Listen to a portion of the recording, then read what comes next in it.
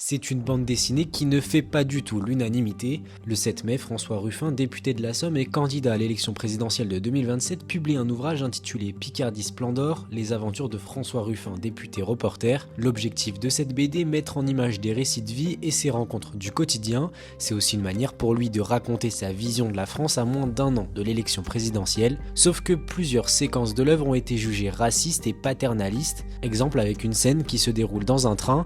On peut apercevoir François Ruffin en costume intervenir lors d'un contrôle sur une passagère noire qui conteste une amende. Un autre homme de type maghrébin prend alors la défense de la voyageuse mais se fait menacer d'expulsion par les contrôleurs. C'est alors que François Ruffin débarque pour apaiser la situation et appelle tous les protagonistes au respect mutuel. Sur la dernière image, on le voit debout, bombant le torse face à l'autre passager assis et la tête inclinée. Pour plusieurs élus de la gauche et de la France insoumise, ces images ne passent pas du tout. Elles le présentent ainsi comme un sauveur blanc et certains dessins, eux, reprennent aussi de nombreux clichés racistes. Face à la polémique, François Ruffin a réagi auprès de Libération lundi 18 mai, affirmant que sa BD fait œuvre d'humanité, mais il explique aussi ne pas se reconnaître dans une planche, en particulier celle du train. Ce n'est pas moi, jamais je ne me comporte comme ça, j'entends que ces images peuvent blesser,